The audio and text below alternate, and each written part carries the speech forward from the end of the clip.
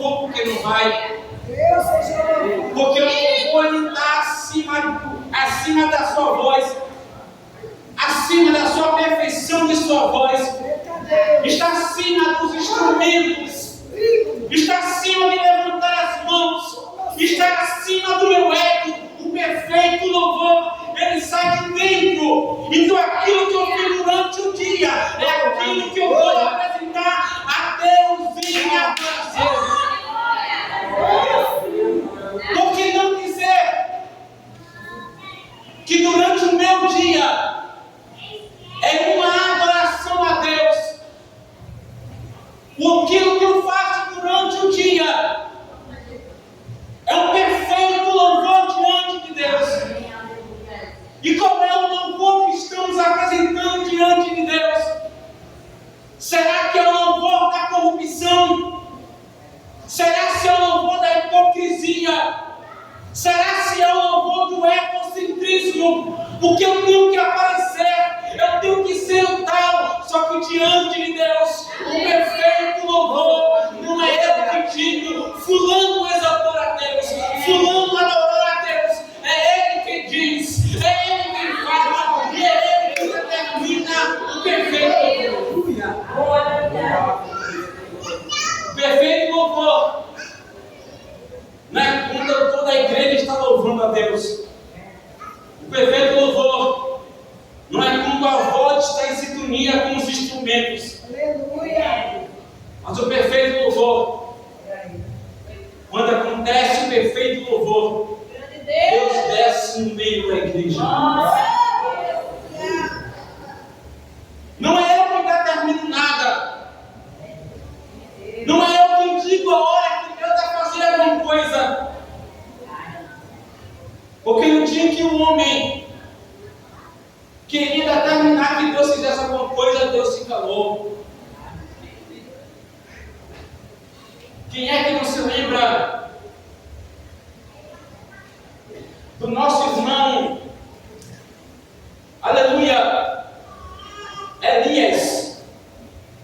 Melhor dizendo, quem é que não se lembra de Jonas? Após pregar o dia inteiro, sentou debaixo do zimbro e disse: agora eu vou esperar Deus matar toda a nação. Toda a nação ouvindo a voz de Deus, de homens grandes a crianças, animais, todo mundo se vestiu de pano de saco e foi se curvar perante a Deus. O que eu acho lindo aqui, meus irmãos, é que nesse dia de adoração, esse dia de humilhação, ninguém ficou olhando para o lado para ver como é que Fernando está se curvando perante a Deus. Ninguém olhou para o lado para olhar para a nossa irmã Rosina, como ela estava falando, a roupa que ela estava. No dia da adoração, ninguém olhou para o irmão aproximar e diz: deixa eu ver se ele está no padrão de um diabo. Não, no dia da adoração, é eu, Deus, é eu, Deus, é eu, Deus. Não importa quem está do meu lado da esquerda, não importa quem está da direita, o que importa é Ele, Deus.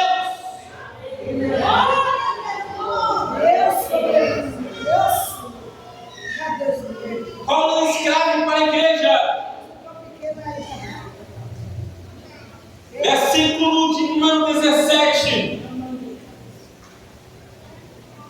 Se nós procuramos a justificação em Cristo pela fé, já estamos mortos pelo pecado. Segundo a lei de Moisés, ela não cumpria a liberdade de ninguém. Ela não clausurava, ela não escondia o pecado de ninguém, ao contrário. Ela descobria o pecado de alguém. Você se lembra que quando Jesus estava diante de uma mulher prostituta, em que aquela multidão, os fariseus, os escribas olhou para Jesus e disse: no código de Moisés, na lei de Moisés diz que essa mulher deve ser apedrejada. Ele estava testando Jesus, porque na lei de Moisés não existia uma pessoa só pecar contra Deus. Tem que ser duas em caso de adultério. Jesus poderia dizer: me traga algum que se deitou com ela. Mas Jesus não disse isso. Jesus disse que não tem pecado que tira a primeira pedra. O código falava que os dois deveriam ser apedrejados. Mas a graça de Deus nos justifica de todo o pecado.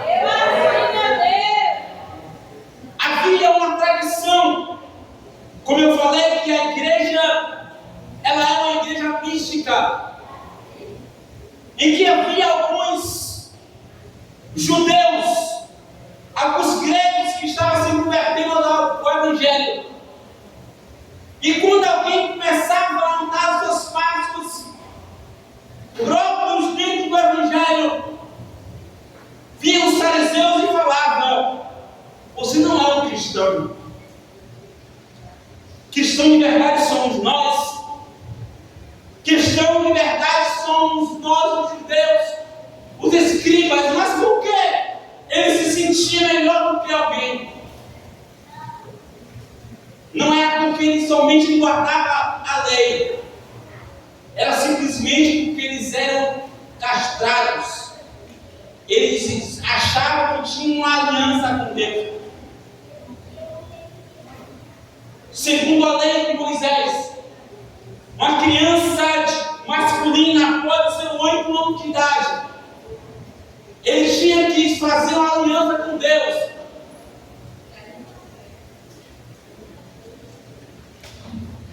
E aqueles escribas e fariseus, nenhum deles fazia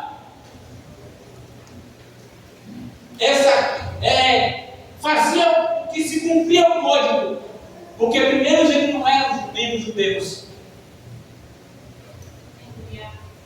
não era da aliança de Abraão.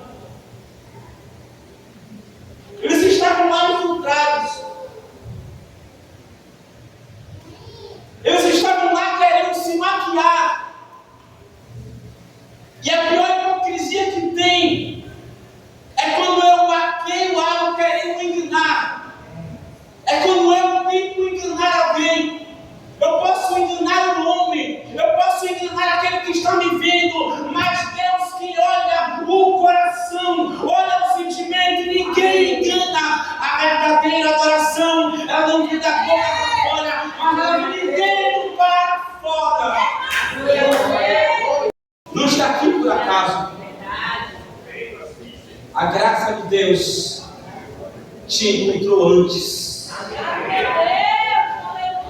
Nenhum de nós era para estar vivo,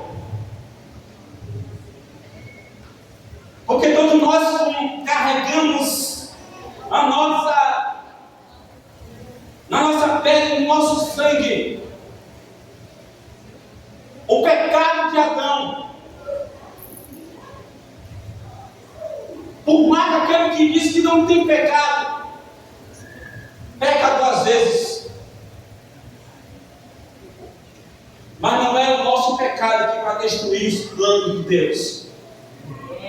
O meu pode até estar destruído, o meu pode até estar anulado, mas aquilo que o Redentor, desde a criação, ele planejou, ainda está de pé. Não tem plano B, não tem segundo plano, não tem terceiro plano. Existe um plano da salvação.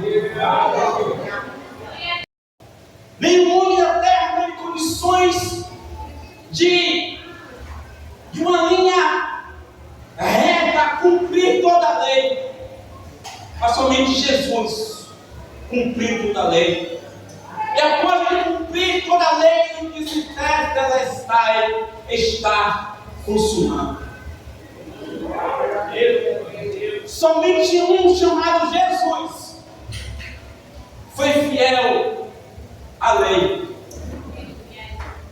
E esses escribas e fariseus, eles se diziam ser doutores da lei, porque ele achava que ele sabia de tudo. Mas Paulo vem e diz: porque se tornam aquilo que destrói continuamente, são transgressores. Porque eu pela lei estou morto para a lei, para viver para Cristo. Olha aqui, servir a Cristo não é um ritual. Se fosse fazer uma pesquisa, quase a metade do crente vem para a igreja por obrigação. Vou repetir. A metade da igreja,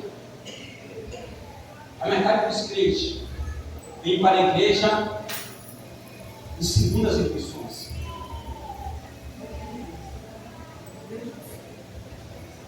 Escute bem o que eu estou lhe falando. Se fazermos uma pesquisa e perguntar: por que você vinha à igreja? Muitos vão falar: pô, eu vou lá porque senão não entro na escala da semana. Eu tenho que ir para a igreja, senão não canto no grupo. Eu tenho que ir para a igreja, porque se eu não for para a igreja, fulano que está não me dá oportunidade. Meu Deus. Se eu não for para a igreja, eu não toco. Se eu não for para a igreja, eu não exerço o ministério diaconal. Ei! Isso não é adoração.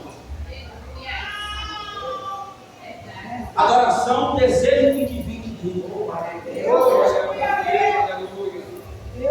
Se eu venho para a igreja como um ato ocasional, eu vou entrar dentro da igreja e sair do mesmo jeito. Não é a minha adoração que eu gosto, é o que está dentro de mim.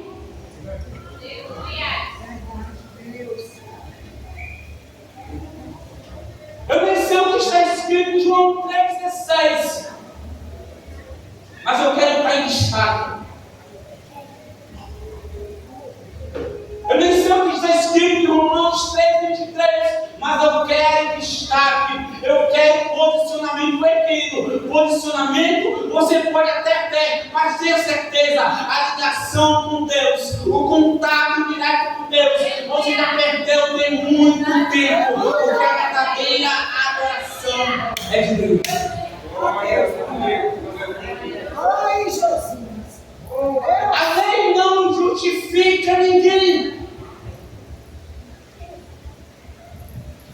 Não é o meu ato que vai me salvar. Porque se fosse as atitudes, irmã Dulce já estava no céu. Não é a atitude que vai me levar a uma autoridade. Não é o meu ego que vai me chegar em algum lugar. Porque diante de Deus, todos somos pecadores. No mesmo nível, no mesmo status. E Paulo vai dizer para a igreja, vai dizer para os fariseus: eu estou morto para a lei. Segundo a concepção dos fariseus, para aqueles que estão se convertendo, assim como o próprio Paulo, para eles se dizerem ser cristão, eles teriam que circuncidar. Autoridades de Jesus. Hoje nós temos a a posse, aleluia, de louvarmos a Deus, de cultuarmos a Deus, porque Jesus Cristo, Ele pagou o preço.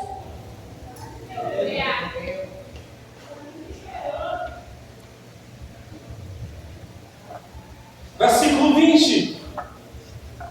Já estou crucificado com Cristo.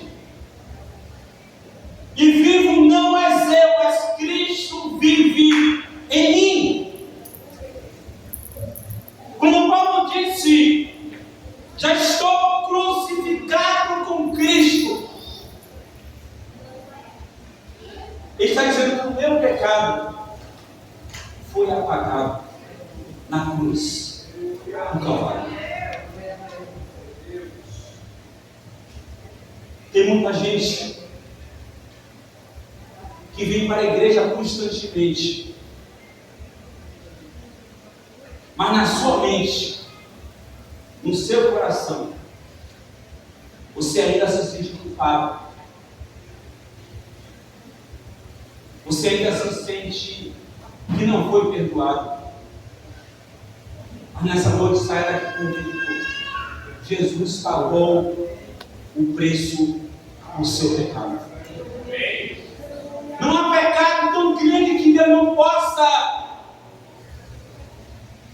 que Ele não possa te libertar. Não há que esse pecado, por mais um tempo que seja, que Ele não te perdoou. Ao contrário, todos os pecados Ele perdoou. E Paulo disse: o meu pecado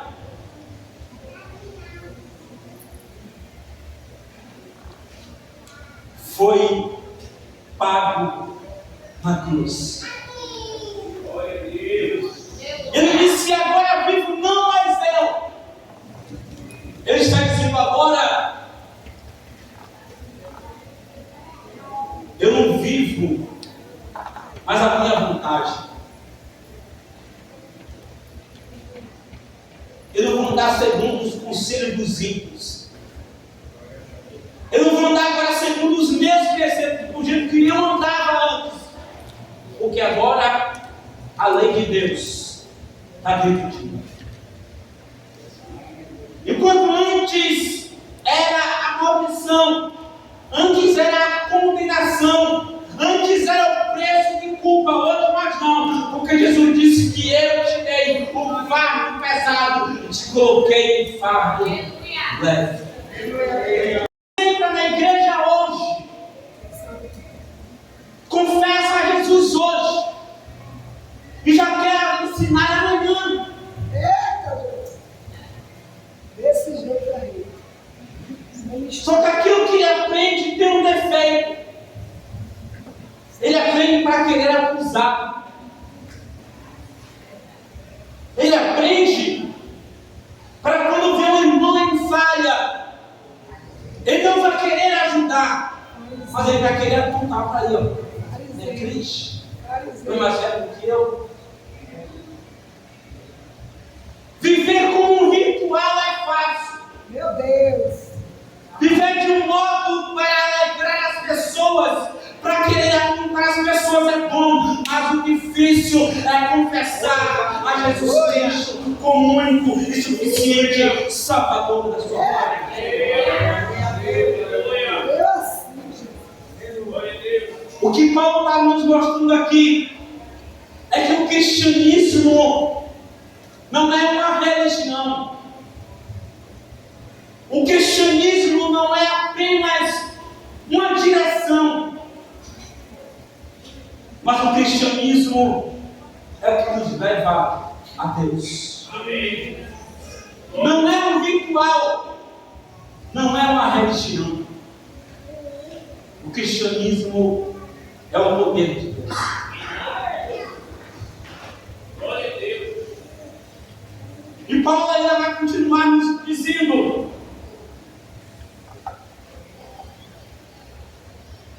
vivo na fé do Filho de Deus, o qual me amou e se entregou a si mesmo por mim.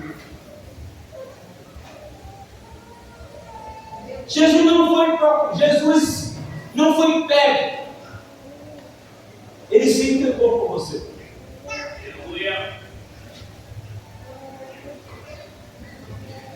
Quando Jesus estava orando no Getsemane, perguntaram: quem é Jesus? Os homens estavam, os soldados estavam procurando Jesus e não sabiam quem era Jesus. Vai procurar outro pouquinho, o próprio. Quem é Jesus?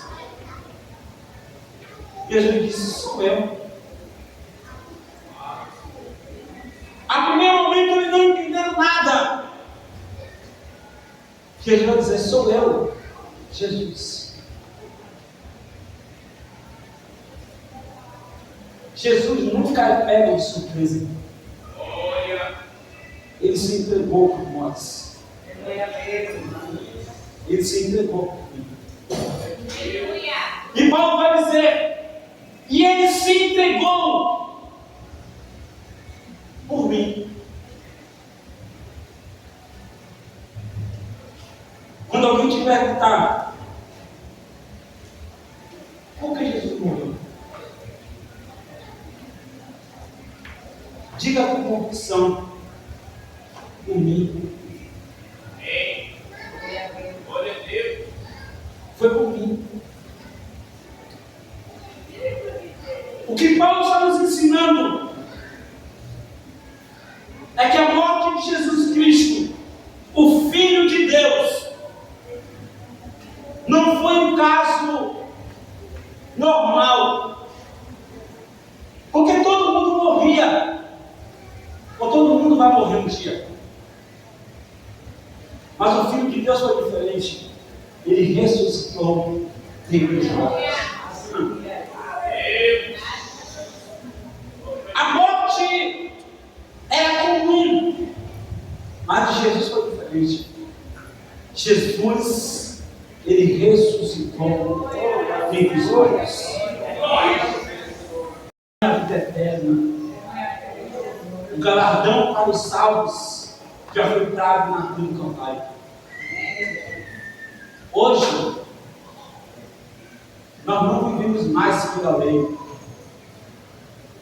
Quando alguém querer te acusar de alguma coisa no seu passado, no seu pecado, diga: Jesus já pagou.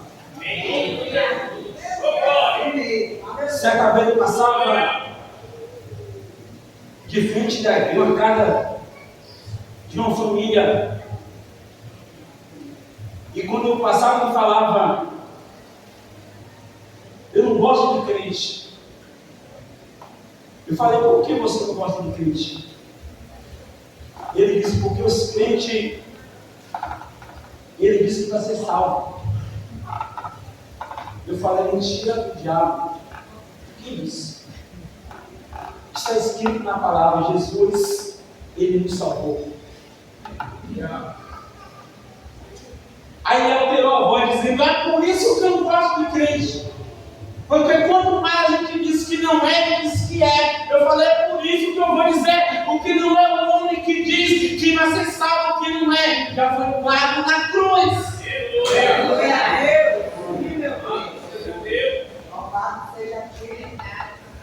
Certa vez uma pessoa, eu e minha esposa, chego na igreja,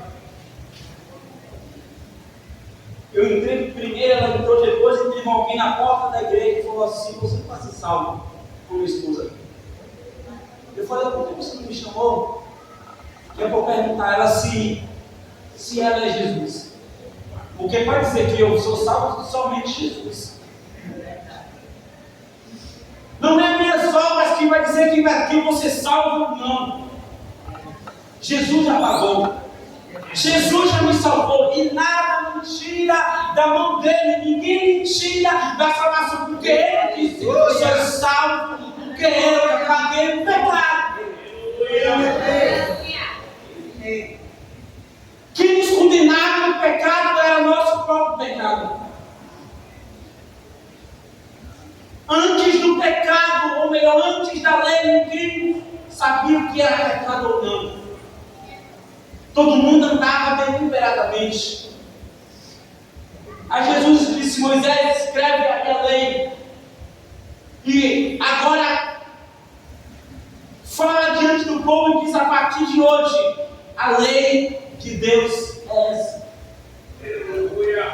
Porque todas as nações tinham um código, tinham uma lei, mas Israel não tinha uma lei escrita, mas tinha no coração. Jesus disse: agora, Moisés, apresenta a lei, e a partir de hoje, segue a lei. Meus irmãos, quem é Jesus para você? O que Jesus te fez? Por que anda cabisbaixo? Por que anda sofrendo por algo que ele já pagou? Por que anda sofrendo por alguém que, quem sabe, já acusou de águas passadas? Se Jesus já pagou por você. Por que anda se condenando? Se a morte de Jesus, ela já nos purificou de todo o pecado.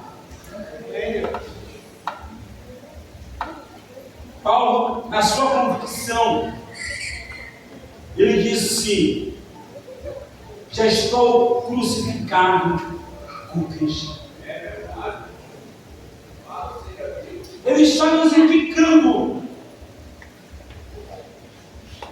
que após a morte de Jesus, após a sua crucificação na cruz, o seu pecado foi perdoado.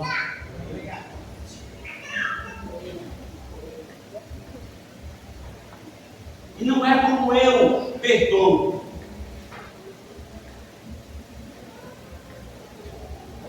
O meu perdão não aceita a segunda chance. O meu perdão, eu não aceito a segunda chance. Mas todos os dias pecamos, não pecamos? Todos os dias pecamos, quebramos a lei. É ou não é verdade? Meu Deus! Aleluia! E a prova viva que Jesus te perdoa porque você está vivo hoje. Você dormiu? Ontem você pecou com uma beleza. Hoje nem se fala. Mas se você está vivo hoje, é uma prova que Jesus, ele já te perdoou. Não há nada que possa te condenar. O que Paulo está nos ensinando é que hoje eu não sou mais escravo do pecado. Eu não peco mais deliberadamente. Eu tenho a lei de Deus no meu coração. Eu tenho a lei de Deus na minha mão. Eu tenho a lei de Deus na minha mente. E hoje, nada resta. Porque Jesus já pagou um alto preço para você. Aleluia! Curve a sua cabeça. Glória! Soberano Deus, eterno Pai, graças te dou, Pai, pela oportunidade. Glória! Graças te dou, Deus, por aqueles que se permaneceu na tua casa para ouvir a tua palavra. Deus, a tua palavra foi perdoada, não minhas palavras, mas as tuas palavras. E ela nos diz que a sua morte, a morte de cruz, nos purifica de todo o pecado. Se há alguém aqui nessa noite, Pai, que ainda se sente condenado por algo, se ainda tem gente que ainda que se sente imperdoável, nessa noite, Pai, te peço, visita ele, Pai. Visita ela, Senhor amado, no íntimo do teu coração. E faz a obra, e a obra perfeita. Porque essa obra não é o homem que faz, Essa obra, Senhor amado, não é o homem que pode ir, não é a mão do homem, não é as palavras do homem, mas o Senhor. Assim como o Senhor não condena, eu te peço, Pai, abraça ela em nome de Jesus. Abraça ele, Pai, em nome de Jesus. E que a partir de hoje, os seus pecados te são perdoados. A partir de hoje, essa condenação interna do coração e da mente possa ser se retirada no nome de Jesus. Ó Deus, e que ela venha andar liberta, venha andar, Senhor, feliz, e que ninguém mais possa o acusar, porque o Senhor não condena, e não tem ninguém que possa nos condenar, porque o Senhor Deus, Ele nos amou. O Senhor Jesus nos achou a imperfeição, e nem por isso o Senhor nos abandonou. E eu te peço, Senhor amado, que o Senhor esteja com a sua igreja, que o Senhor possa nos convencer que é o Senhor Jesus Cristo que nos salvou, e não tem nada que possa escapar das suas mãos. Deus, obrigado, obrigado e obrigado. Amém. Aplauda o Senhor Jesus.